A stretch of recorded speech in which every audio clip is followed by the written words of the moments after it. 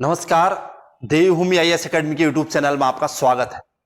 आज का हमारा विशेष टॉपिक है उत्तराखंड के भूगोल के अंतर्गत उत्तराखंड का सबसे पूर्वी नदी तंत्र, जिसे हम काली सरयू नदी तंत्र कहते हैं।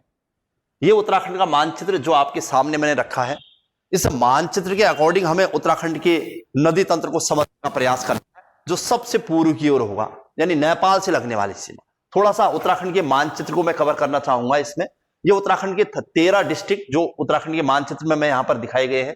अच्छा, इसके बाहरी सीमाओं की बात करें तो उत्तर पश्चिम की ओर हिमाचल, पश्चिम की ओर हरियाणा जो कि स्थल जली सीमा बनाता है, और दक्षिण पश्चिम की ओर उत्तर प्रदेश, और पूर्व की ओर नेपाल, और उत्तर की ओर तिब्बत, चीन अधिकृत। अच्छा, इससे सीमाओं की बात करें तो हरियाणा से एक देहरादून लगने वाला, मतलब जली सीमा लगती है हमारी। स्थलीय सीमा उत्तराखंड के 2 जिले हिमाचल से लगते हैं, 3 जिले तिब्बत से लगते हैं, 3, और नेपाल से 3 जिले लगते हैं, ये देखिए, और उत्तर प्रदेश से उत्तराखंड के 5 जिले लगते हैं, ये नंबरिंग। अच्छा, अंदर उत्तराखंड के 13 जिलों की नंबरिंग की बात करूंगा तो सबसे पहले उत्तरकाशी उत्तराखंड के 4 जिलों से लगता है। देहरादून का नंबर 4 है, टिहरी का 4, रुद्रप्रयाग का 4, पौड़ी 4, और हरिद्वार का 2, चमोली और अल्मोड़ा के 6-6 नंबर, यानी उत्तराखंड के 6-6 जिलों से सीमा बनाते हैं। बागेश्वर का 3 जो कि 3 जिलों से सीमा बनाता है। पिथौरागढ़ का 4 सीमावर्ती जिला, चंपावत का 4, उधम सिंह नगर 2, और नैनीताल 4। ये उत्तराखंड के जिले जो अन्य जिलों से सीमा बनाते हैं। कितने कितने जिलों से सीमा बनाते हैं, ये हमारा टॉपिक है। इसी टॉपिक के अंतर्गत जो हमें आज का हमारा विशेष टॉपिक कवर कराना है वो है काली सरयू नदी तंत्र। तो इसको मैं एक रफ स्केच के माध्यम से आपके सामने रखने वाला हूं, लेकिन हम इस डायग्राम में काली नदी और सरयू को देखना चाह रहे हैं। तो सबसे पहले ये काला पानी क्षेत्र है पिथौरागढ़ का, इधर नेपाल से लगने वाली सीमा है। यहीं से काली नदी का उद्गम होता है, हम इतना जानते हैं। और ऐसी काली नदी आई और धीरे धीरे चंपावत के ये पंचेश्वर में प्रवेश करने के बाद आगे टनकपुर, बनबसा, ब्रह्मदेव मंडी और नेपाल में प्रवेश करेगी, ये हमने। और इसकी एक महत्वपूर्ण सहायक और कुमाऊं की सबसे पवित्र नदी जो कि सरयू, सरमूल पहाड़ी बागेश्वर से निकलने के बाद यहां से बागेश्वर सिटी जाती है, और फिर ये सीमावर्ती क्षेत्रों में यहां पर काकरी घाट, रामेश्वर तीर्थ होते हुए यहां पर यानी पंचेश्वर में काली की सहायक बन जाती है।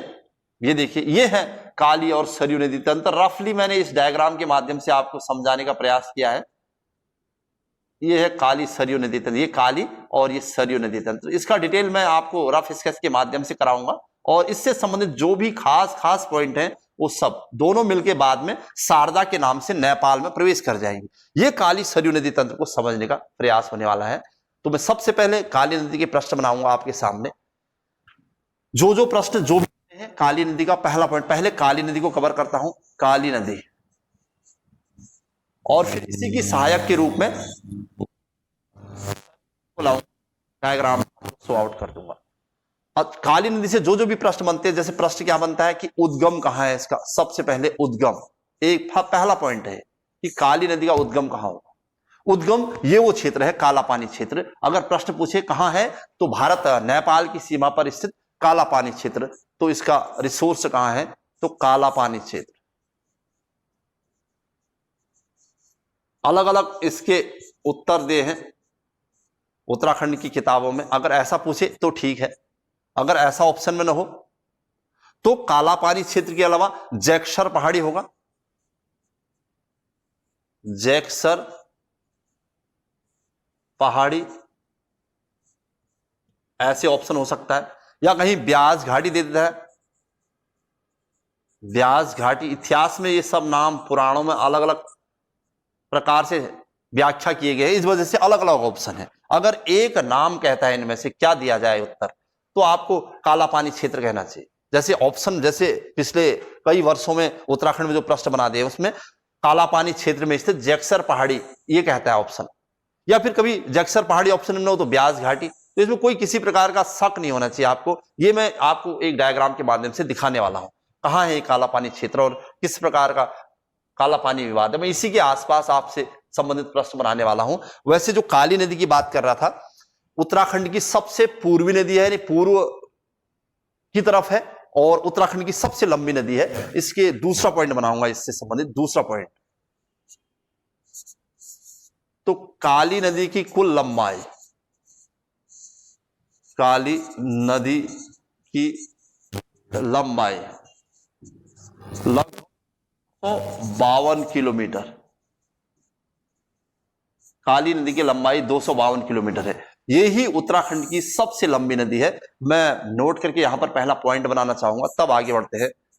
खास पॉइंट है, उत्तराखंड की सबसे लंबी नदी, सबसे लंबी नदी। प्रश्न वन लाइनर बनते रहेंगे। लंबी नदी है, उत्तराखंड की सबसे लंबी नदी है, प्रश्न मिल गया। और दूसरी प्रश्न अगर बनाना चाहेगा तो उत्तराखंड की सबसे पूर्व की ओर बहने वाली, एक प्रश्न और नोट कीजिए, नोट, उत्तराखंड की सबसे पूर्वी नदी, सबसे पूर्वी नदी है, उत्तराखंड की सबसे पूर्वी नदी, यानी सबसे पूर्व की तरफ बहती है, सबसे पश्चिमी टॉस है, सबसे पूर्वी काली नदी। ये प्रश्न अब तक हमारे पास है। और लंबाई की बात करेगा तो 200, लंबाई की बात करेगा ये 252 किलोमीटर इस संदर्भ में, यानी लंबाई के हिसाब से उत्तराखंड की सबसे पूर्ववर्ती नदी होगी, ये आप जान लीजिए। अच्छा, रफ स्केच की बात करूंगा, काली नदी को कहां से लाते हैं, क्या हुआ, कैसे कैसे इसके उद्गम की स्थितियां बनी है, तो मैं वो आपके सामने रख रहा हूं। और तीसरे पॉइंट के रूप में आपके सामने हम लोग आगे बढ़ रहे होंगे काली नदी से संबंधित, और आपके सामने एक रफ स्केच के माध्यम से मैं इसे समझाने का प्रयास करता हूं कि ये जो काला पानी क्षेत्र है, ये देखिए इस टाइप का कुछ काला पानी क्षेत्र है, ये काला पानी क्षेत्र है। मैं इसको यहां पर लिखना चाहूंगा काला पानी, जिसको लेकर भारत और नेपाल के बीच विवाद की स्थिति चल रही है आजकल, काफी सुर्खियों में चल रहा है ये मामला, काला पानी क्षेत्र। इसमें अगर आप ध्यान रखेंगे, जहां से काली नदी का मूल उद्गम होता है वो कौन सी स्थिति है, ये आपका इसी में लगा हुआ क्षेत्र, ये जैक्सर पहाड़ी की बात कर रहा था, जो ये है जैक्सर पहाड़ी, ये आपकी जैक्सर पहाड़ी का क्षेत्र है। अगर प्रश्न बनाता है यहां से जैक्सर पहाड़ी कहां है, तो आप कहेंगे ये है वो जैक्सर पहाड़ी। जैसे जैसे प्रश्न वैसे वैसे आंसर, जैक्सर, ये पूरा जैक्सर का क्षेत्र है। अच्छा, ये पूर्वी जैक्सर, ये पश्चिमी जैक्सर, ऐसे ही ये ब्यास घाटी का क्षेत्र इसके आसपास का। और जो लिपुलेख दर्रे की बात करता है, तो ये लिपुलेख दर्रा है, ये देखिए लिपुलेख, यहीं पर मैं लिख देता हूं, यहीं से आप कैलाश मानसरोवर की यात्रा जाते हैं, जो कि तिब्बत में है, लिपुलेख दर्रा। और भारत ने लिपुलेख दर्रा के माध्यम से कैलाश मानसरोवर जाने हेतु एक यहां पर राजमार्ग भी स्थापित कर लिया है। और तब तक चीन के द्वारा किसी प्रकार का, यहां से चीन के द्वारा बहुत सारे ऑब्जेक्शन हुए, लेकिन नेपाल ने बहुत ज्यादा ऑब्जेक्शन नहीं किया जब इसकी शुरुआत हुई थी। लेकिन अब वर्तमान में चीन के प्रभाव में आकर जो नेपाल, इधर का नेपाल का क्षेत्र है। अब काला पानी क्षेत्र की स्थिति मैं आपको बताता हूं, काली नदी की, ये पश्चिमी जैक्सर की पहाड़ियां है, यहां से कुछ तो काली नदी का क्षेत्र उद्गम यहां से हो रहा है, कुछ क्षेत्र यहां से आ जाता है काली का, ये देखिए, ये यहां पर आके कहीं ना कहीं काली नदी मिलती है। मतलब मान के चलिए दो काली है, एक पश्चिमी काली, एक पूर्वी काली, लिखने की जरूरत नहीं होगी मुझे लग रहा है, ये पूर्वी काली है, एक पश्चिमी काली है। अब बात क्या है कि जब इस काली नदी को लेकर, या फिर ये मान के चले कि जब 1815 ईस्वी के आसपास उत्तराखंड से गोरखा राज समाप्त हो गया था, तो उस समय अंग्रेजों ने गोरखाओं से एक संधि की थी, संगोली सुगोली की संधि के नाम से प्रसिद्ध है। जो संगोली एक जगह थी बिहार के चंपारण में, वहीं पर फाइनली 4 मार्च 1816 को संगोली की संधि हुई थी। इसकी शर्तों के अनुसार इस काली नदी को नेपाल और भारत के बीच सीमा रेखा मान लिया गया था। अब उत्तराखंड का जिसमें पोर्शन आ रहा है, ये मान के चलिए आप, अब इसमें क्या दिक्कतें कहां चल रही हैं, क्या हो रहा है इसको लेकर। अब देखिए, जो संगोली की संधि थी, मूल संधि, उसमें पश्चिमी काली नदी को आधार रेखा माना गया था, क्योंकि अधिकांश जल इससे आ रहा था, इस वजह से। लेकिन धीरे धीरे अंग्रेजों ने जैसे जैसे समय बीतता गया, इस काली नदी का जो विस्तार यहां तक करवा दिया, मतलब पूर्वी काली को उन्होंने सीमा रेखा मान लिया। लेकिन अब जो संगोली की संधि की शर्तें थी, उसमें भारत और नेपाल के मध्य जो संधि मानी गई, वो इस पश्चिमी काली को मानकर मानी गई। लेकिन जो बाद का समय था, आने वाले समय में अंग्रेजों ने इसका विस्तार क्षेत्र यहां तक कर दिया, क्योंकि सामरिक दृष्टिकोण से इसका महत्व बढ़ता गया। जिस समय संधि हो रही थी, इसका सामरिक महत्व ज्यादा नहीं था, भारत और चीन का इस प्रकार का कोई विवाद नहीं था। लेकिन 1962 में जब चीन ने भारत पर अचानक आक्रमण कर दिया, तो इस क्षेत्र से भी उसे आक्रमण करना पड़ा। या आक्रमण किया गया, तो भारत ने इस क्षेत्र के संरक्षण के लिए, खासकर उत्तराखंड के क्षेत्र के संरक्षण के लिए यहां पर अपनी सेनाएं लगानी थी। इसलिए 1962 में यहां पर हमने अपने पैरामिलिट्री फोर्स स्थापित कर दिए होंगे इस क्षेत्र में। तब तक अगर जो नेपाल कहता है आज उसका क्षेत्र ये है, तो तब तक नेपाल ने कोई ऑब्जेक्शन नहीं किया। अच्छा, बात यह है कि काली नदी का उद्गम यहां से हो रहा है मूलतः, ये काली नदी आगे की ओर बढ़ गई। अब ये पश्चिमी काली है, पूर्वी काली। अब दिक्कत क्या हो रही भारत नेपाल के मध्य, जो ये नेपाल है इधर है, नेपाल कहता है कि ये मूल काली है, ये मूल काली है, तो ये पूरा क्षेत्र नेपाल का हो जाएगा। अगर ये देखिए, अगर ये मूल काली है तो अच्छा, भारत कहता है कि जो संगोली की संधि उसमें अंग्रेजों द्वारा बाद में उलटफेर किया गया, तो उसने पूर्वी काली को मान लिया बाद में मूल काली। तो मूल काली अगर पूर्वी काली है तो भारत का क्षेत्र यहां तक हो जाना चाहिए, ये भारत का क्षेत्र हो जाएगा। यही विवाद है बस काला पानी नदी को लेकर, ये नेपाल है और यहां भारत है, और बस यही दिक्कत है। जैसे ही काली नदी मिलने के बाद आगे बढ़ी, इसे श्यामा के नाम से जाना जाता है। स्कंद पुराण के मानस खंड में श्यामा नदी कहते हैं, श्यामा नदी। तो कभी प्रश्न पूछे, श्यामा नदी यानी जब काली अपने उद्गम क्षेत्र से आगे की ओर बढ़ती है उसे श्यामा के नाम से जाना जाता है। ये श्यामा गुंजी जो कि पिथौरागढ़ में है, वहां तक इसे श्यामा के नाम से आगे जाना जाएगा, इस वजह से मैंने इसे श्यामा लिखा है। तो श्यामा को हम आगे बढ़ाएंगे। ये देखिए, ये वो क्षेत्र है गुंजी का क्षेत्र। तो हमें यह देखना है कि इस काली नदी से संबंधित जितने भी हमारे संगम आने वाले हैं या इसकी सहायक नदियां आने वाली हैं उत्तर से दक्षिण से, वो सब आपके सामने आने वाला है। तो ये वो क्षेत्र है गुंजी का, मैं यहां पर जगह का नाम लिखता हूं, पिथौरागढ़ का गुंजी क्षेत्र।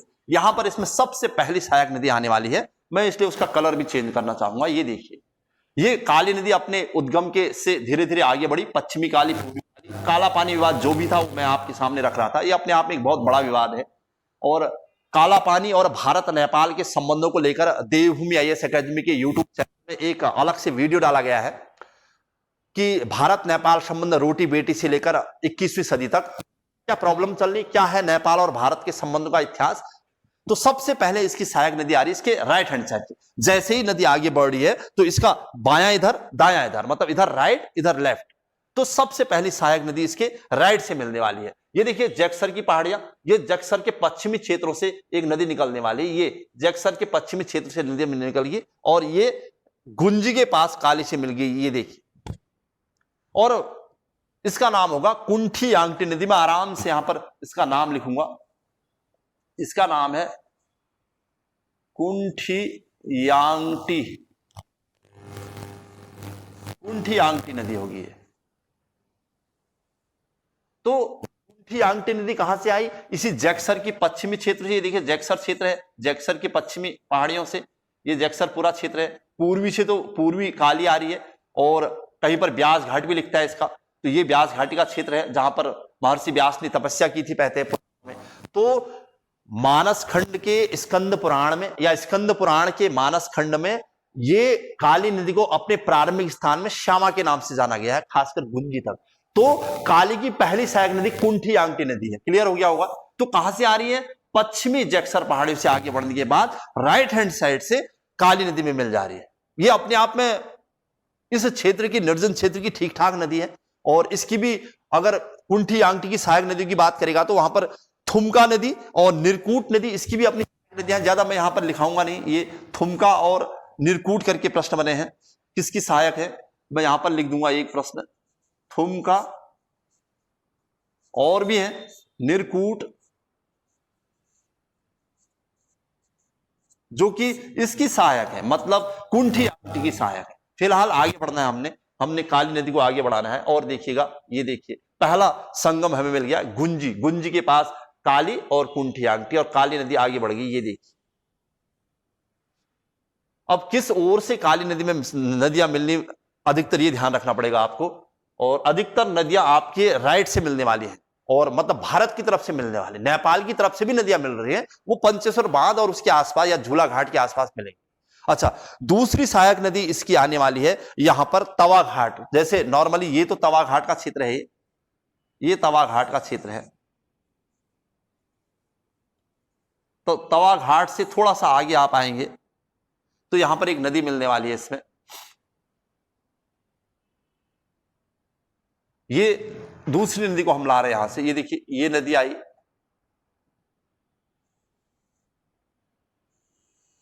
ये दूसरी सहायक नदी मिल चुकी है तवा घाट के समीप। कहीं पर तवा घाट मिलेगा, कहीं आपको इसे स्याल पंथ मिलेगा, कहीं खेला मिलेगा। एक्चुअली ये भी अपने आप सहायक नदियां हैं। थोड़ा सा मैं और यहां पर दिखाना चाहूंगा, ये देखिए, क्योंकि हम जब उत्तराखंड का से संबंधित मैप का अध्ययन करेंगे तो तब हमें ये दो छोटी छोटी मोटी नदियां हैं जो आपस में मिली और फिर आगे बढ़ने के बाद एक बड़ी नदी, इसे हम पूर्वी धौली गंगा नदी के नाम से जानते हैं, जो आगे गोवन खना ग्लेशियर से निकलती है। ये ग्लेशियर का क्षेत्र है इधर, और इसका नाम लिखा है गोवन खना ग्लेशियर। मैं नाम लिखूंगा इसका, गोवन खना, गोवन खना ग्लेशियर है। और जैसे नॉर्मली हम जानते हैं कि ये वो क्षेत्र है जो चमोली और पिथौरागढ़ की सीमा पर है, और इसी के आसपास कहीं न कहीं देववन ग्लेशियर होगा। देववन ग्लेशियर इससे लगा हुआ क्षेत्र है। कभी देववन ऑप्शन में न हो तो ये होगा, ध्यान रखिएगा, देववन ग्लेशियर।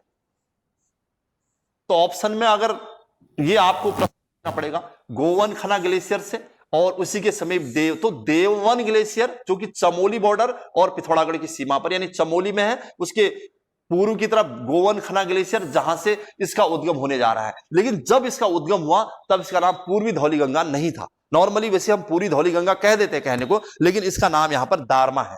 तो दारमा नदी, यहां पर लिखूंगा नदी का नाम दारमा, और जो इसकी छोटी मोटी एक और सहायक, बल्कि ये बड़ी है इससे, इसका नाम है लिस्सर। लिस्सर पहाड़ियों से निकलने वाली लिस्सर नदी। तो ये लिस्सर आई, ये दारमा, लिस्सर में ज्यादा पानी है जो लिस्सर पहाड़ी से निकलती है, और जो दारमा बाद में पूरी धौली गंगा के नाम से जानी जा रही है, गोवन खना ग्लेशियर से निकलने के बाद यहां पर मिलती है। ये जगह का नाम भी मैं आपके सामने रख देता हूं। जब ये मिलेंगी, संगम बनाएंगी, उसके बाद ये पूरी धौली गंगा के नाम से प्रसिद्ध है। और पूर्वी धौली गंगा यहां से धारचूला जाने के बाद अंततः खेला स्यालपंथ अथवा तवा घाट के पास मिल जाएगी। ये जो क्षेत्र दिखाता है ये तेजांग का क्षेत्र है, तेजांग। पिथौरागढ़ चल रहा है सब, तेजांग। तेजांग में जब मिल गई तो पूर्वी धौली गंगा इसका नाम हो गया। मैं इसलिए इसका नाम भी यहीं पर लिखना चाहूंगा, पूर्वी धौली गंगा, पूर्वी धौली गंगा।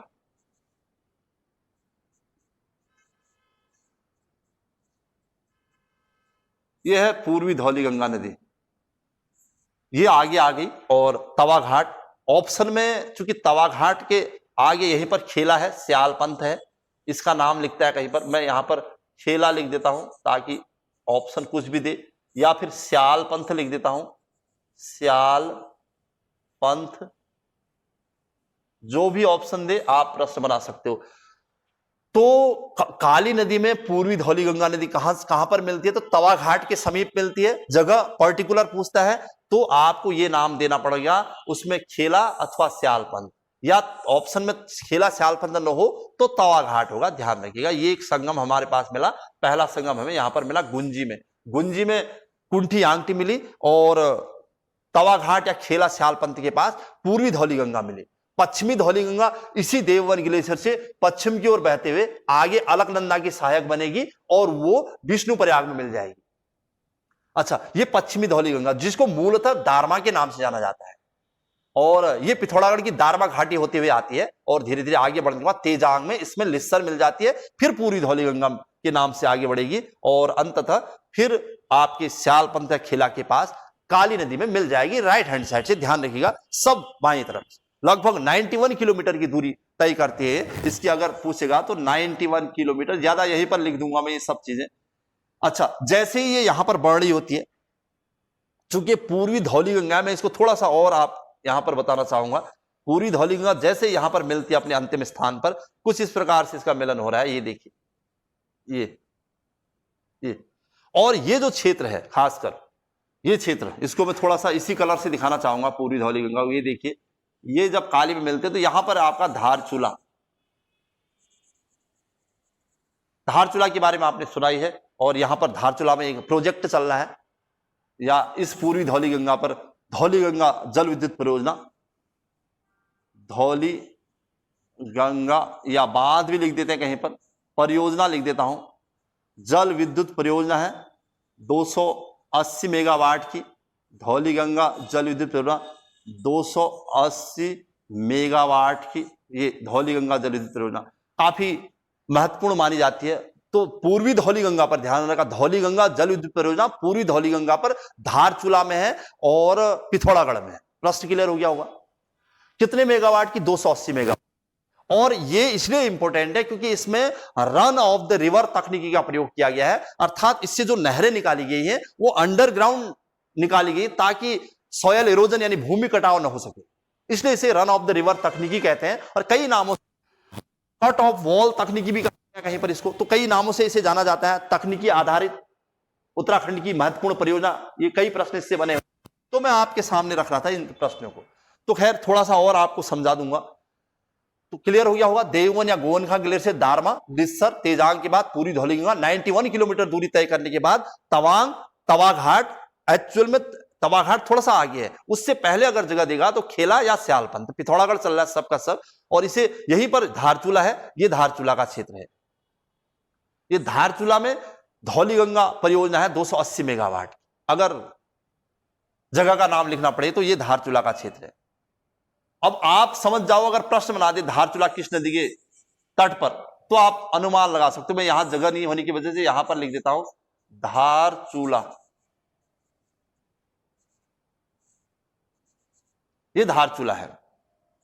और वैसे तो पूरी धौली गंगा के तट पर है, लेकिन अगर संगम उसके आसपास है तो काली से जुड़ा हुआ, तो मतलब काली के तट पर लिख देता है कहीं पर, ध्यान रखना काली के समीप है, लेकिन है पूरी धौली गंगा और काली के आसपास। प्रश्न क्लियर हो गया होगा। तो लेकिन धारचूला अधिकतर आपको मैप में मिलेगा, तो ये काली नदी से ज्यादा नजदीक पड़ता है, इस वजह से काली नदी के तट पर लिख देता है। हम आगे बढ़ने वाले हैं। अच्छा, काली नदी को हम आगे ले जाएंगे। इसी काली नदी को हम आगे ले जाने के बाद तवा घाट से आगे बढ़ गए हम। ये जैसे ही हम आगे बढ़े तो इस काली नदी में एक और संगम होने वाला है। ये संगम आ जाएगा यहां पर जौलजीबी, वो स्थान है जहां पर काली नदी में राइट हैंड साइड से एक और नदी मिलने वाली। इस पवित्र स्थान पर 14 नवंबर को पंडित जवाहरलाल नेहरू के जन्म दिवस के अवसर पर मेला आयोजित किया जाता है। उत्तराखंड में गौचर के अलावा ये दूसरा स्थान है जहां पर 14 नवंबर को मेला आयोजित किया जाता है। अब उस नदी को हम यहां पर लाना चाहेंगे। कौन सी वो नदी है जिसे हम गोरी के नाम से जानते हैं या गौरी कहते थे कहीं पर, तो वो दो छोटी मोटी धाराओं से बनती है और ऐसे करके यहां पर आ जाती है। ये देखिए राइट हैंड साइड से, इसे हम वैसे तो गौरी गंगा या गोरी कहते हैं, गौरी गंगा ये इस नदी का नाम है। तो गौरी गंगा जहां से आ रही है वो मिलम और रालम इन नदियों के नाम से आती है। तो मैं उनके दोनों जगह के नाम लिखना चाहूंगा। ये क्षेत्र है और ये इसकी दो धाराएं, एक तो सुनकल्पा, सुनकल्पा नदी, जो सुनकल्पा है यानी एक छोटी मोटी धारा है जो कि गोरी में ही मिल जानी है आगे जाके। सुनकल्पा जो कि जिस जहां से निकलती है वो रालम है, यानी रालम ग्लेशियर, ये रालम था। तो पिथौरागढ़ के रालम ग्लेशियर से सुनकल्पा नाम से एक छोटी मोटी नदी मिलती है जो आगे जाकर मिलम यानी मिलम ग्लेशियर से मिलने वाली। ये मिलम ग्लेशियर है पिथौरागढ़ का, या फिर कुमाऊं का सबसे बड़ा ग्लेशियर भी कहते हैं हम इसको। अब कुमाऊं का सबसे बड़ा ऐसा ग्लेशियर लगभग 16 किलोमीटर लंबाई इसकी है, जो पर्टिकुलर एक जिले में है जैसे पिथौरागढ़ में है। वरना कुमाऊं का सबसे बड़ा ग्लेशियर पिंडारी है जो कि अनेक जिलों में फैला हुआ है, लेकिन पर्टिकुलर जो प्रश्न बना हुआ है मिलम से बनता है। कुमाऊं का सबसे बड़ा ग्लेशियर जो केवल कुमाऊं के पर्टिकुलर एक जिले में है तो वो मिलम है, जबकि जो पिंडारी है वो कुमाऊं के अलावा गढ़वाल के जिलों में भी विस्तृत है, चमोली में भी है, इस वजह से ज्यादा बनता है।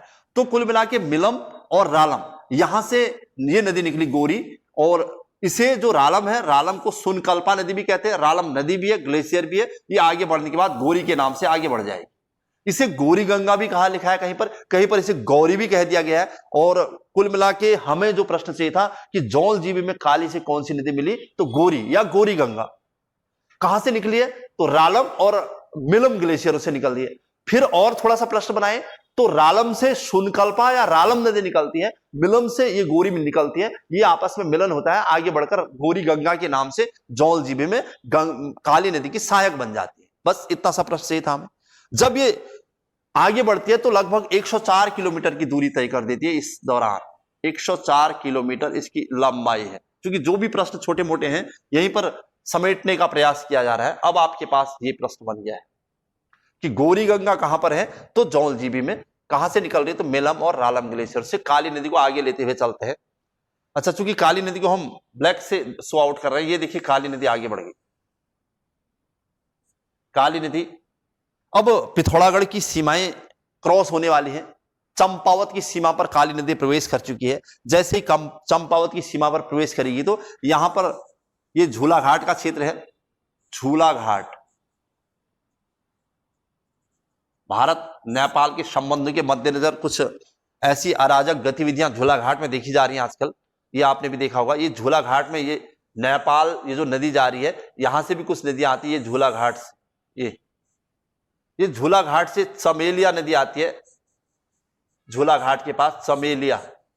ये प्रश्न अगर पूछता है, बाई चांस ये प्रश्न नहीं पूछेगा क्योंकि नेपाल की नदियां हैं, मतलब ये मान के चले कि इसके लेफ्ट हैंड साइड से या पूर्व से निकलती है चमेलिया नदी, तो फिर भी तो चमेलिया नदी झूला घाट के पास काली नदी में मिल जाती है। लेकिन आती कहां से है, लेफ्ट हैंड साइड से या नेपाल से। बस क्लियर हो गया हो। अच्छा, थोड़ा सा आगे जाने के बाद फिर क्या होता है, झूला घाट से थोड़ा सा आगे गए आप। अब आप चंपावत सीमा पर जा रहे हैं। चंपावत सीमा पर जा रहे हैं तो ये आपका पंचेश्वर बांध का क्षेत्र है। काफी सुर्खियों में चल रहा है पंचेश्वर बांध। जो भी प्रश्न में इससे बनने वाले हैं वो सब बनाता हूं यहां पर। पंचेश्वर बांध परियोजना। पंचेश्वर 5 नदियों का मिलन स्थल हुआ करता था इतिहास में क्षेत्र, इसीलिए पंचेश्वर है। अब वो 5 नदियां कौन सी ये बताना थोड़ा समय लगेगा, लेकिन इसमें से पंचेश्वर के समीप एक नदी आती है, मतलब झूला घाट से ये पंचेश्वर के समीप एक नदी जो कि पश्चिम से आती है। ये देखिए, ये मतलब पंचेश्वर के आसपास इसमें नेपाल से भी नदियां आती हैं, भारत से तो आती हैं। तो ये पंचेश्वर के पास काली नदी में एक और नदी मिलने वाली है, उसका नाम है रूपाली गाड़। ये देखिए रूपाली गाड़ नेपाल की नदी है, इसलिए यहां लिख देता हूं रूपाली गाड़ नदी लिख देता हूं ताकि क्लियर हो जाए। तो ये लेफ्ट हैंड साइड से या नेपाल से मिलने झूला घाट के पास चमेलिया नदी और पंचेश्वर के आसपास रूपाली गाड़ नदी। रूपाली गाड़ बांध प्रोजेक्ट वाला है इस पर। खैर, हमें चूंकि पहले भारत से संबंधित नदियों को कवर कराना है या उत्तराखंड से संबंधित नदी को कवर कराना है कि हम पंचेश्वर में हमें एक और नदी लानी है यहां से। अब वो कौन सी नदी है, क्या है, उसका नाम आने वाला है। पंचेश्वर में 2 नदियां मान के चल रहे, मतलब एक तो यहां से आगे रूपाली गाड़, और अब पंचेश्वर के आसपास ही इस काली की सबसे महत्वपूर्ण सहायक या सबसे बड़ी सहायक नदी मिलने वाली है, वो है आपका सरयू नदी। अब सरयू नदी तंत्र को हम अलग से नहीं पढ़ने वाले, बल्कि इसी डायग्राम के माध्यम से हम सरयू नदी तंत्र को समझाने का प्रयास करता हूं। देखते हैं इसमें क्या क्या प्रश्न बने। अब देखिए सरयू नदी तंत्र, ये सरमूल क्षेत्र है। सरमूल, अगर सरमूल पहाड़ियां बागेश्वर से बनने से पहले की बात करूंगा तो पिथौरागढ़ में थी, लेकिन अब बागेश्वर में है सरमूल पहाड़ी। लिख देता हूं यहां पर सरमूल पहाड़ी। पर्टिकुलर अब बागेश्वरी लिखा आने लगा है तो मैं इसलिए बागेश्वरी लिखना चाहूंगा यहां पर बागेश्वर। बागेश्वर के सरमूल पहाड़ी से सरयू नदी का उद्गम हो गया। ये देखिए, ये सरयू नदी आगे बढ़ गई। सरयू बहुत आराम से इसे देखना पड़ेगा आपको। सरयू काली में मिलने वाली है। बस कैसे कैसे क्या हो रहा है वो सब मैं आपको बताता रहता हूं। सरयू नदी का उद्गम ऐसे हुआ, जैसे ही सरयू आगे बढ़ेगी तो इसी के पैरेलल ये देखिए यहां पर एक संगम आने वाला है, ये बागेश्वर। बागेश्वर, अब आपको पता है कि बागेश्वर में सरयू से गोमती नदी मिलने वाली है। बागेश्वर, ये बागेश्वर का क्षेत्र है। बागेश्वर अलग डिस्ट्रिक्ट है सरयू और गोमती नदी के तट पर। यहां पर गोमती नदी का कलर चेंज करूंगा। गोमती नदी ही, ये गोमती नदी का क्षेत्र है। ये गोमती नदी कहां से निकलती है, ये डेबरा की पहाड़ियां हैं। डेबरा हिल्स, डेबरा पहाड़ी। कहां अगर जगह नाम पूछता है तो आप बागेश्वरी कहेंगे। तो बागेश्वर की डेबरा पहाड़ी से गोमती नदी निकली है, आगे बढ़ गई। और सरमूल पहाड़ी बागेश्वर से ही जो पिथौरागढ़ की सीमा पर, वहां से सरयू नदी आगे बढ़ी और इनका मिलन हो गया। फिर दोनों सरयू के नाम से बढ़ेंगी तो पंचेश्वर में मिलने वाली हैं, लेकिन थोड़ा सा और आगे बढ़ाने वाले हैं इस प्रक्रिया को। अब जैसे ही गोमती नदी आगे बढ़ी, इस गोमती नदी के तट पर बैजनाथ भी होना है। और बैजनाथ प्राचीन काल में कत्यूरी का वो क्षेत्र है जो एक राजधानी के रूप में भी रहा, मतलब कत्यूरी की कुमाऊं में राजधानी, इसलिए हमें बैजनाथ देखने के लिए यहां पर एक जगह बनानी पड़ेगी। ये बैजनाथ का क्षेत्र है, मैं यहां पर नाम लिखता रहूंगा। ये है आपका बैजनाथ। अगर इसको और ध्यान से देखा जाए तो बैजनाथ में भी अपने आप में एक संगम है। अगर प्रश्न पूछे यहां पर कौन सी नदी मिलती है बैजनाथ में, तो मैं यहां से भी एक और नदी को लाना चाहूंगा। ये देखिए, एक और नदी, तब जाके सारी नदियां, ये बैजनाथ में मिलने वाली नदी है। थोड़ा सा इसको और कवर आपके सामने रख देता हूं। ये क्षेत्र, एक और नदी आई यहां से, गरुड़ पहाड़ियों से गरुड़ नदी का उद्गम हुआ। ये गरुड़ नदी आई, बैजनाथ में गोमती से मिल गई, संगम बन गया। और लेकिन इसके तरफ आप जो ये बागेश्वर का क्षेत्र है, इसको थोड़ा सा और ध्यान से देखा जाए कि गरुड़ और गोमती के तट पर है बैजनाथ, और फिर आगे बढ़ेंगे तो ये गोमती के नाम से जानी जाती है, गोमती और सरयू के तट पर या संगम पर बागेश्वर। अच्छा, बैजनाथ में जहां से गरुड़ आ रही है, थोड़ा सा इसको और अगर देखा जाए तो कि क्या इसकी एग्जैक्ट लोकेशन है, मैं यहां पर इसके इधर की ओर जाऊंगा फिर इसे समझाने के लिए। इस नदी को हम यहां से लाए हैं। ये देखिए, ये हमने गरुड़ नदी बताई। अब ये है आपका कौसानी का क्षेत्र। कौसानी में कोसी नदी है, आप जानते हो उसको। और ये कोसी नदी वर्तमान में तो कौसानी बागेश्वर डिस्ट्रिक्ट में है, लेकिन ये अल्मोड़ा का जिले का भाग हुआ करता था। और इसी कौसानी में कौसानी की पहाड़ियां और विंसर की पहाड़ियां हैं। तो कौसानी और विंसर की पहाड़ियों से कोसी नदी निकलती है। तो ये कौसानी क्षेत्र आ गया है यहां पर। और ये नदी आ गई कोसी। ये देखिए कोसी नदी, जैसे ही कोसी नदी आई, लेकिन आई कहां से कोसी नदी? कौसानी आना है कोसी नदी ने, और ये आई कौसानी की पहाड़ियां से। Kausani hills, Kausani plus Windsor पहाड़ियों से। ये वो क्षेत्र है जो अल्मोड़ा और बागेश्वर की सीमा पर हो जाता है। मैं यहां पर थोड़ा सा लिखना चाहूंगा। ये वो क्षेत्र है जो अल्मोड़ा विंसर प्लस कौसानी बागेश्वर, अल्मोड़ा और बागेश्वर की सीमा पर स्थित कौसानी और विंसर पहाड़ियों से कोसी नदी निकल गई। जैसे ही कोसी नदी निकली तो आगे बढ़ गई, आगे बढ़ी तो कौसानी आएगा।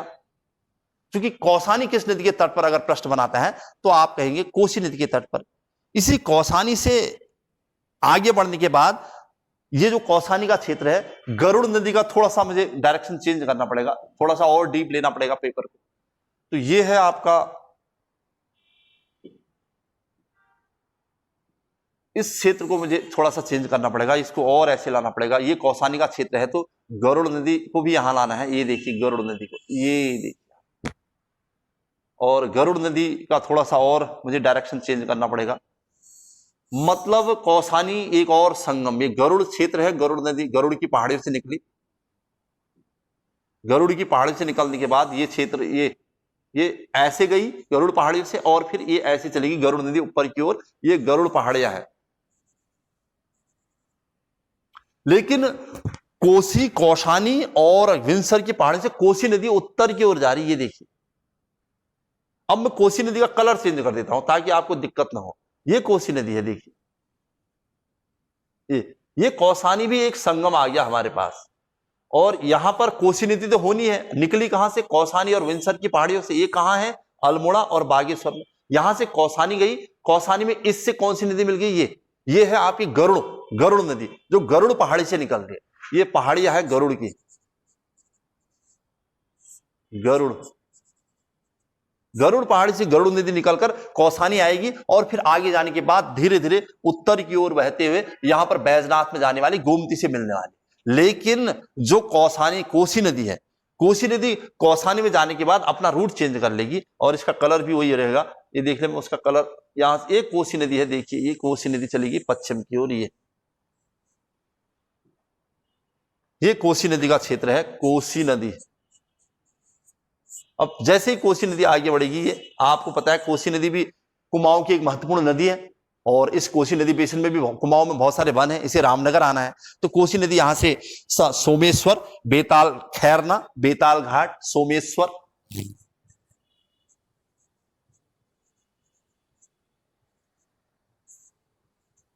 अच्छा सोमेश्वर का क्षेत्र है, खैरना, और अगर देखना चाहें तो बेताल घाट, और अगर देखना चाहें तो रामनगर। हमने रामनगर बताना था।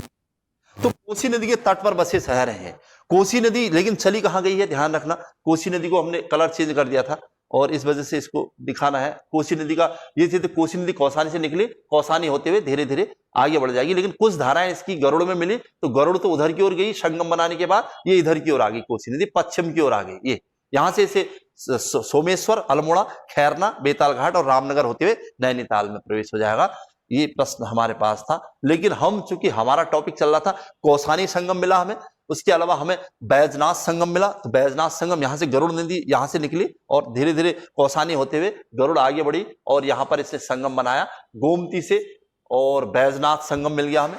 जैसे ही आगे बढ़ी तो ये गोमती के नाम से जानी जाएगी और तब तक बागेश्वर आ चुका होगा, और बागेश्वर सरयू और गोमती नदी के संगम पर जब दोनों नदियां मिल जाएंगी तो दोनों को संयुक्त धारा को, यानी दोनों की संयुक्त धारा को, ये देखिए मैं अब कलर चेंज फिर से करूंगा, अब ये सरयू के नाम से आगे बढ़ी, सरयू नदी आगे बढ़ी, पंचेश्वर में मिलना है इससे थोड़ा सा आगे, ये सरयू नदी है। अब सरयू, तो सरयू नदी बागेश्वर के बाद सरयू के नाम से जानी जाए, लेकिन इससे पहले भी इसमें सहायक नदियां हैं। एक दो सहायक नदियों का जिक्र कर रहा हूं मैं यहां पर। एक सरयू से नदी, ये देखिएगा, ये एक संगम तो ये है। जब सरयू आगे बढ़ी तो इधर पिथौरागढ़, ये आपका नैनीताल, इधर चंपावत, तो और ये सॉरी ये उत्तर की ओर अल्मोड़ा, इधर नैनीताल, ये चंपावत और ये पिथौरागढ़। जैसे ही कोसी नदी आगे बढ़ी तो यहां पर एक और संगम आने वाला है, इसका नाम मैं लिख दूंगा, ये है काकरी घाट। काकरी घाट, तो काकरी घाट के पास सरयू से निकली पनार नदी, ये पनार नहीं, पनार पहाड़ियों से निकलती है, ये पनार पहाड़ियां अल्मोड़ा की, ज्यादा नहीं लिखूंगा, ये पनार नदी है, पनार पहाड़ियों से निकलने के बाद काकरी घाट में सरयू से मिल गई है। तो काकरी घाट सरयू प्लस पनार नदी के संगम। पनार कहां से निकलती है? अल्मोड़ा की पनार पहाड़ियों से, ठीक। अच्छा, एक और संगम मिला हमें, थोड़ा सा और आगे बढ़ना है। अब जैसे ही आगे बढ़ेगी तो एक और संगम मिलेगा इसमें, उस संगम का नाम फिर से मैं कलर चेंज करूंगा, ये एक और संगम इसी से 3 किलोमीटर आगे, काकरी घाट से ज्यादा नहीं, और इसका नाम आने वाला है रामेश्वर तीर्थ पिथौरागढ़, लिखता है इसको रामेश्वर तीर्थ, क्योंकि बड़ा नदी तंत्र बनता जा रहा है इस वजह से इसको समेटना बड़ा मुश्किल है। अब रामेश्वर तीर्थ भी अपने आप में एक संगम है, एक महत्वपूर्ण स्थान है अल्मोड़ा पिथौरागढ़ की सीमा पर, लेकिन एक नाम कहे तो पिथौरागढ़, में पिथौरागढ़ इसे कहूंगा। काकरी घाट भी पिथौरागढ़, जगह कहां कहां है अगर ऐसे प्रश्न पूछा तो ये पिथौरागढ़ में है, पिथौरागढ़ लिखना पड़ेगा आपको। और अगर इसका नाम भी कहां है तो ये भी आपका पिथौरागढ़ ही कहना पड़ेगा आपको, बस ये ध्यान रखना। अच्छा, अब प्रश्न है कि संगम है तो कोई नदी आएगी इसमें, तो एक और नदी आने वाली है इसमें, उसका नाम आ रहा है, ये देखिए एक नदी आ गई, ये आपका एक और नदी नामिक और पोंटिंग ग्लेशियर से निकलने वाली है ये नदी। यहां पर ज्यादा मेरे पास जगह नहीं होगी, मैं इसलिए यहीं पर इसको, नामिक और पोंटिंग ग्लेशियर से निकलने वाली नदी, ये पिथौरागढ़ के नामिक और पोंटिंग ग्लेशियर आपको पता है, इसका नाम है पूर्वी रामगंगा।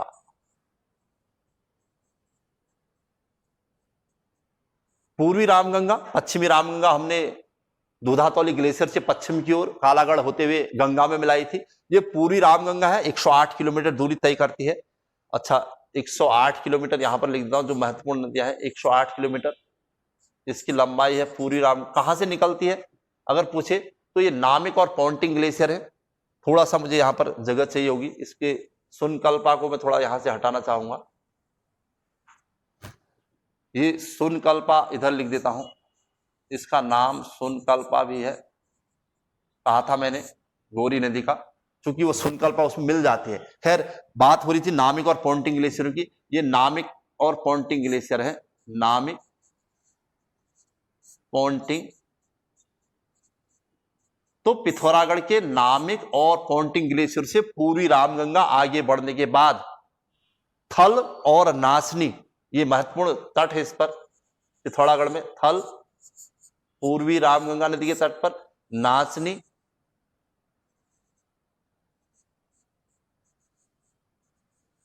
ये थल और नाचनी होते हुए अंततः सरयू नदी में मिल जाती है। कहां पर? रामेश्वर तीर्थ के पास। अब सब कहीं न कहीं सरयू में मिल गई और ये सरयू नदी अंतिम रूप से पंचेश्वर के पास काली में मिल जाती है। और इतना बड़ा नदी तंत्र आपके सामने है। काली नदी को मैं इस इधर की तरफ घुमाने वाला हूं। ये काली नदी आगे बढ़ गई, तो काली नदी आगे बढ़ती जा रही, चंपावत में है काली नदी फिलहाल। ये जो पंचेश्वर बांध की बात आ रही है, यहाँ पर सरयू नदी मिली है। हमने किन किन संगमों को मिलाने के बाद वहां पर मिली, ये हम पढ़ रहे थे अभी तक, कौन से अब तक ये सब कवर कर रहे थे। अच्छा, इसके अलावा हम पंचेश्वर के आसपास है। अच्छा, पंचेश्वर में हमने कहा था कि ये पंचेश्वर का क्षेत्र है और पूर्व की तरफ देखें यानी लेफ्ट हैंड साइड से देखें नेपाल से, तो यहाँ पर झूलाघाट के समीप चमेलिया नदी आ रही थी, रूपाली गाड़ नदी, यहीं पर बनाया जा रहा है पंचेश्वर बांध। आप जानते हैं इसके बारे में काफी कुछ, तो पंचेश्वर बांध यहां पर बनाया जा रहा है, पंचेश्वर बांध। बहुत ज्यादा इसके बारे में अभी नहीं, अपने आप में एक अलग टॉपिक है, लेकिन फिर भी पूछता है पंचेश्वर बांध की प्रोसेस क्या है या कैसे बन रहा है। लगभग 2018 से इसे बनना था, 2018 से लेकर 2026 तक इसके निर्माण का टाइम पीरियड रखा हुआ है। जो पंचेश्वर बांध बनने वाला है इसकी बात हो रही थी कि ये 2018 से लेकर 26 तक का टारगेट रखा गया है।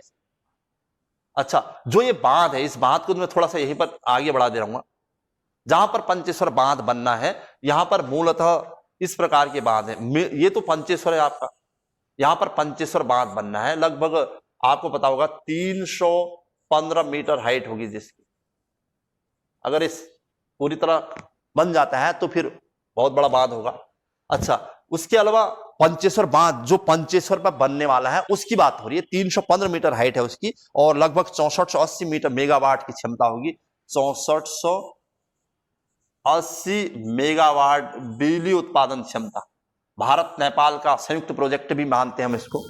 अच्छा, थोड़ा सा और डिटेल करूंगा, इसके थोड़ा सा साउथ की ओर जाऊंगा, मतलब थोड़ा सा दक्षिण की ओर, तो यहां पर रूपाली गाड़ बांध बनना है। ये सब है पंचेश्वर के ही पार्ट, रूपाली गाड़ बांध। अब रूपाली गाड़ चूंकि नेपाल से, इसे भारत नेपाल का संयुक्त प्रोजेक्ट मानते हैं। रूपाली गाड़ बांध होगा तो वो लगभग 240 मेगावाट का होगा, 240 मेगावाट का। वर्तमान में जो संधि हो रखी है तो वो इन दोनों को लेकर हो रखी है भैया। दोनों की जो संयुक्त परियोजना है, इन मतलब टोटल उसकी जल विद्युत परियोजना कितनी रहेगी, तो 240 मेगावाट जो कि रूपाली गाड़ पर बनना है अलग से, और 6480 मेगावाट जो कि इस पंचेश्वर पर बनना है, मतलब सरयू और काली की सहायक पर बनना है। इन दोनों को मिलाया जाए अगर, कि 6480 और आपका 240 मेगावाट, तो इतना संयुक्त प्रोजेक्ट होगा ये फिलहाल, तो अपने आप में बहुत बड़ा होगा। ये देखिए कितना है, लगभग इतना मेगावाट क्षमता का जल विद्युत परियोजना वाला बनने वाला है पंचेश्वर बांध। 6480 मेगावाट, 315 मीटर, जो कि मेन पंचेश्वर बांध है। इसी का एक पार्ट है रूपाली गाड़ बांध परियोजना, क्योंकि बहुत बड़ा बांध है, उसे एक साथ बनाना संभव नहीं है, इस वजह से उसे 2 फेज में बनाया जाएगा। और भविष्य में क्या योजना है इसी के थोड़ा सा, और ये भी इसी का पार्ट होगा। फिलहाल इस पर बहुत ज्यादा डिस्कशन नहीं हुआ है कि क्या होने वाला है, लेकिन फिर भी अगर इसी का एक फेज और देखेंगे तो वहां पर तीसरा पार्ट बनेगा पूर्णागिरि बांध, 1000 मेगावाट का पूर्णागिरि बांध।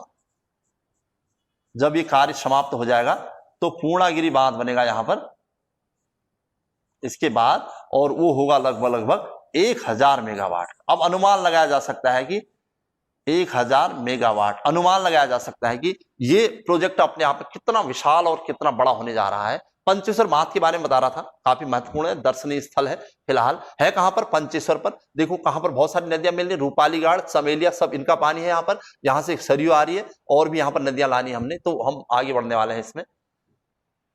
अच्छा, इसके अलावा ये जो क्षेत्र है यहां पर एक और नदी मिल रही है, मैं उसको भी यहां पर लाना चाहूंगा। चलिए, एक और क्षेत्र यहां पर थोड़ा सा इससे आगे एक क्षेत्र देखोगे, पंचेश्वर का ही पार्ट है सब क्षेत्र। पंचेश्वर बहुत बड़ा क्षेत्र है, आपको बहुत सारे गांव को पुनर्वास मिलने वाला है इस क्षेत्र से। बहुत सारे जिलों से संबंधित जो गांव है वो सब की जो आबादी क्षेत्र है इस बात के अंतर्गत आ जाएंगे। इस वजह से यहीं पर थोड़ा सा पंचेश्वर के आगे जाएंगे तो वहां पर एक क्षेत्र है चूका, मैंने जो इसे बना है, और इस चूका के पास एक पश्चिमी नेपाल से नदी आती है यहां पर, ये देखिए रामगुन नदी कहते हैं इसको। ये चूका के पास एक और नदी आ गई, रामगुन नदी पूर्व से आ रही है, मतलब लेफ्ट साइड से आ रही है, नेपाल से आ रही है। नेपाल से आने वाली नदियों का क्रम पूछेगा तो झूला घाट के पास चमेलिया, पंचेश्वर के पास रूपाली गाड़ बांध परियोजना भी बननी है, और ये चूका के पास है रामगुन नदी। ये सब नेपाल की नदियां कहीं नहीं। क्लियर हो गया होगा आपका? अच्छा, उसके बाद इसी चूका के पास हमारे वहां से भी एक नदी आने वाली है। ये देखिए चूका, मैं थोड़ा सा काली नदी को और यहां पर डार्क करूंगा। ये काली नदी की बात चल रही थी, चूका की बात कर रहा था मैं। इस चूका के पास एक नदी मिलने वाली, ये है उत्तराखंड से संबंधित एक और नदी। जैसे ये नदी आगे बढ़ती है तो यहां पर इसकी एक सहायक नदी चली जाती है और ये अपना ऐसे आ जाती है ये, और ये थोड़ा सा इसको ऐसे दिखाना चाहूंगा, ये है लधिया नदी। लधिया, और ये उत्तराखंड के गजार क्षेत्र से निकलती है। गजार, यही आपको बुकों में लिखा हुआ दिखेगा। गजार क्षेत्र चंपावत, अल्मोड़ा और पिथौरागढ़ की सीमा पर होगा, मतलब जो गजार क्षेत्र होगा, यहां से लधिया नदी का उद्गम हो रहा है। और लधिया जैसे ही आगे बढ़ती है तो उसमें एक छोटी सी राटिया नदी मिल जाती है। अच्छा, लधिया और राटिया नदी की बात करेंगे तो उस पर एक चंपावत, अल्मोड़ा और नैनीताल में, ये क्षेत्र चंपावत प्लस अल्मोड़ा प्लस नैनीताल के क्षेत्र से, एक गजार क्षेत्र से ये लधिया नदी निकली। जैसे ही लधिया आगे बढ़ी तो उस पर एक संगम बन गया है, मैं उसका नाम आपको बताता हूं पहले। ये है रीठा साहिब। रीठा साहिब पर्यटन स्थल है उत्तराखंड का महत्वपूर्ण, चंपावत डिस्ट्रिक्ट में पड़ेगा। इसमें नदी कौन सी आई? एक तो लधिया, कहां से आई? गजार क्षेत्र से। गजार कहां है? ये क्षेत्र चंपावत, अल्मोड़ा और नैनीताल पर लधिया नदी। और दूसरी जो सहायक की बात कर रहा हूं ये राटिया नदी है। राटिया लोकल नदी है, छोटी मोटी नदी, कोई जिक्र नहीं है, इसका उल्लेख नहीं किया गया कहां पर से आ रही है, लेकिन जिक्र राटिया और लधिया के संगम पर रीठा साहिब चंपावत। ये देखिए, अब ये दोनों मिलकर लधिया बन जाएगी, आगे बढ़ जाएगी। जैसे ही आगे बढ़ी तो इसमें एक और सहायक नदी मिल गई, ये। अच्छा, सहायक नदी का जो जिक्र है उसका केवल नाम यहां पर है, कहां पर वो संगम बनाती है और कहां पर मिलती है ऐसा कुछ नाम नहीं है, लेकिन फिर भी अगर नाम पूछेगा तो कवाईराला भी एक नदी है। कवाईराला, कवाईराला ये नेपाल का बॉर्डर क्षेत्र है, इसलिए नाम भी कुछ उस प्रकार का ही है। ये भी लधिया की सहायक है, तो लधिया में इससे और ज्यादा पानी बढ़ जाता है, अंततः लधिया आगे बढ़ती है और ये चूका के पास, मतलब पंचेश्वर के समीप ही काली नदी से मिल जाती है। तो काली नदी से एक और लधिया मिल गई, 3 यहां से मिल गई आपके चूका के आसपास, 3 यहां से और 2 ये यहां से, 5 नदियां आ गई। पंचेश्वर इसलिए कहा जाता है इसको। अच्छा, काली नदी को अब आगे ले जाएंगे हम, इसे काली नदी थोड़ा सा और आगे बढ़ेगी। अब यहां से चंपावत के अलावा टनकपुर क्षेत्र आना है। कहते हैं कि इसके बाद टनकपुर बैराज इस पर है, उसके बाद शारदा बैराज बनबसा के पास, ये टनकपुर बैराज है। टनकपुर बैराज, अच्छा थोड़ा सा और आगे शारदा बैराज, जल विद्युत पर शारदा बैराज, शारदा बैराज जो क्षेत्र है ये इन्हीं पर है कहीं ना कहीं। अच्छा, जैसे ही ये नदी आगे बढ़ेगी तो शारदा बैराज से इससे एक नहर निकाली गई, इससे नहर, जो शारदा बैराज का क्षेत्र है इससे एक नहर निकाली गई, ये यहां से उधम सिंह नगर की ओर आने वाली है, इसे शारदा नहर भी कहते हैं, शारदा नहर। यहां से ये उधम सिंह नगर आ जाएगी, उधम सिंह नगर की ओर, क्योंकि चंपावत उधम सिंह नगर का बॉर्डर है, आपको पता ही है। ये शारदा बैराज है, लेकिन काली की जो मूल धारा है वो महाकाली के नाम से आगे बढ़ जाएगी। वैसे ये भी एक धारा है अपने आप में, महाकाली धारा और शारदा धारा। तो शारदा तो इधर की ओर चली गई, यानी उधम सिंह नगर की तरफ, एक नहर के रूप में, नहर लिखना पड़ेगा यहां पर मुझे, शारदा नहर, उधम तरफ। तो शारदा नहर उधम सिंह नगर की तरफ चली गई और ये महाकाली आ गई। थोड़ा सा और आगे बढ़ाना पड़ेगा महाकाली को। जैसे ही महाकाली आगे बढ़ी, क्योंकि मैंने महाकाली को ब्रैक से दिखा रहा, ये महाकाली नदी आगे बढ़ गई। अब महाकाली नदी यहां से टनकपुर, मतलब बनबसा क्लियर किया, टनकपुर बैराज क्लियर किया, महाकाली नदी महेंद्र नगर शारदा के नाम से आगे बढ़ जाएगी। ये आपका बरमदेव मंडी का क्षेत्र है, बरमदेव मंडी बॉर्डर, इतिहास में भी फेमस है। ये शारदा के नाम से काली आगे बढ़ेगी, शारदा नेपाल में प्रवेश हो चुका है। ये नेपाल में काली नदी का प्रवेश हो चुका है। जैसे ही नेपाल में प्रवेश करेगी तो इसमें एक नेपाल से निकलने वाली, नेपाल के करनाल से मिलने वाली घाघरा नदी, अब नेपाल में प्रवेश किया, आगे बढ़ गया। अब मैं इसका कलर चेंज कर रहा हूं नेपाल में प्रवेश करने के बाद। अब जैसे ही नेपाल में प्रवेश किया तो फिर से,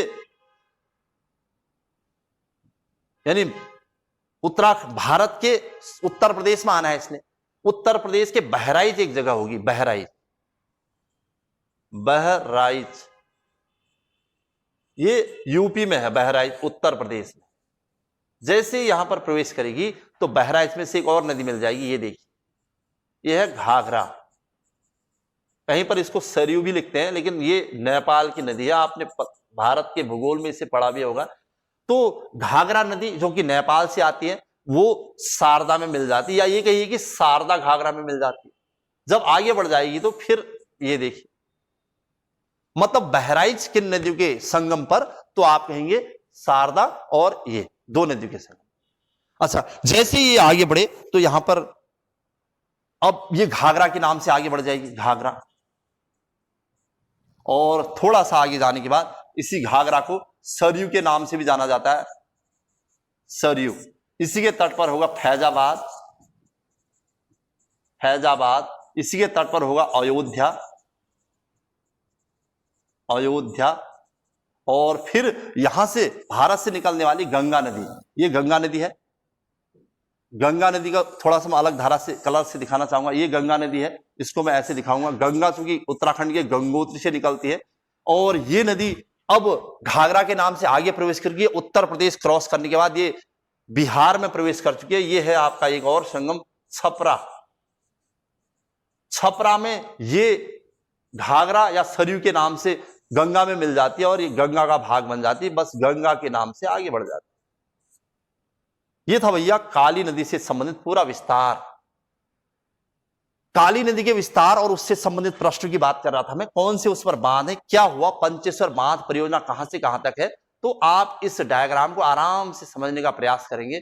मैं उम्मीद करता हूं कि जब से हमने शुरुआत की काली नदी की और काला पानी विवाद के क्षेत्र से लेकर तब तक इसमें सारे प्रश्न बन गए। यही है उत्तराखंड की सबसे बड़ी नदी, सबसे पूर्ववर्ती नदी, जिसको मैंने यहां से दिखाना शुरू किया और नेपाल में प्रवेश दिखा दिया था। उसके बाद फिर से उत्तर प्रदेश में चली जाएगी और जो भी इससे प्रश्न बन रहे थे, उद्गम, उसकी लंबाई और तो उसकी सबसे पहली सहायक कुंठी आंकी थी, और जो कि गुंजी में। अच्छा, जैसे ही आगे बढ़े, ये झूलाघाट, पंचेश्वर, पंचेश्वर में यहां पर हमने इसे सरमूल पहाड़ियों से सरयू नदी निकली। बागेश्वर में इसमें गोमती मिली, गोमती डेबरा पहाड़ी बागेश्वर से निकली। बैजनाथ में इससे गरुड़ नदी मिली। गरुड़ कहां से आई, तो गरुड़ पहाड़ियों से कौसानी होते हुए, लेकिन कौसानी में भी एक संगम बनाया जहां पर कोसी नदी आई थी। ये कौसानी से कोसी नदी आई है। कोसी फिर अपने पूर्ववर्ती यानी पश्चिम की ओर चली गई, जहां सोमेश्वर, खैरना, बेताल घाट और रामनगर की ओर चली आई। लेकिन हम पहुंच गए बागेश्वर। बागेश्वर में सरयू के नाम से आगे बढ़ी। थोड़ा आगे बढ़ी तो काकरी घाट, पिथौरागढ़, उसमें पनार मिल गई। थोड़ा आगे बढ़ी 3 किलोमीटर तो रामेश्वर तीर्थ पिथौरागढ़ का, उसमें पूर्वी रामगंगा मिल गई। ये देखिए पूर्वी रामगंगा नासनी थल होते हुए, और पूर्वी रामगंगा नामिक और पॉन्टिंग ग्लेशियर से पिथौरागढ़ की निकलती है और 108 किलोमीटर दूरी तय करने के बाद अंततः यहां पर रामेश्वर में सरयू से मिल जाती। फिर सरयू आगे बढ़ी तो पंचेश्वर बांध के आसपास सरयू मिल गई काली से। और एक और नदी यहां पर फिर पंचेश्वर बांध का जिक्र किया मैंने, कितना किलोमीटर मतलब मेगावाट क्षमता है इसकी, कब बनना है, कब से शुरू हुआ है ये। उसके बाद एक चूका नदी का, चूका जो स्थान है यहां पर रामगुंड नदी का जिक्र कर रहा था मैं, जो कि यहां से आती पूर्व से। और फिर एक और उत्तराखंड की नदी थी लदिया, जो कि गजार क्षेत्र से निकलती है और इसमें राटिया मिल जाती है तो रीठा साहिब संगम बन जाता है। जैसे आगे बढ़ी तो कवायराला मिल जाती है और फिर ये भी चूका के आसपास काली का भाग बन जाती है। अब काली आगे बढ़ी टनकपुर बैराज, फिर शारदा बैराज, वहां से एक नहर निकाली गई उधम सिंह नगर के लिए, शारदा नहर। ये आगे महाकाली क्षेत्र महेंद्र नगर होते हुए बरमदेव मंडी और फिर धीरे धीरे धीरे शारदा के नाम से नेपाल में प्रवेश हो गया। जैसे आगे जाएगी उसके बाद बहराइच उत्तर प्रदेश में पहुंच जाएगी। यहाँ पर नेपाल से निकलने वाली घाघरा नदी मिल जाती है, इसमें घाघरा और शारदा का संगम बहराइच। जैसे आगे बढ़ी शारदा को सरयू कहने लग जाते हैं नेपाल के लोग खासकर। जैसे आगे बढ़ी इसके तट पर, सरयू के तट पर फैजाबाद, अयोध्या और फिर यहां से आने वाली गंगा नदी का भाग बन जाती छपरा बिहार के पास। बस यही था हमारा काली और सरयू नदी तंत्र। यहीं पर आज की क्लास समाप्त करता हूं। उत्तराखंड से संबंधित अन्य नदियों का जिक्र मैं करता रहूंगा धीरे धीरे, इसी प्रकार मानचित्र आपके सामने रखता रहूंगा ताकि उत्तराखंड से संबंधित जो नदियों से संबंधित क्वेश्चन बनाए जा रहे हैं उनको हम आसानी से सॉल्व कर सकें, सरल उनको आसानी से कर सकें। बस यही हमारा उद्देश्य है। आज की क्लास यहीं पर समाप्त हो रही है। जय उत्तराखंड, जय हिंद।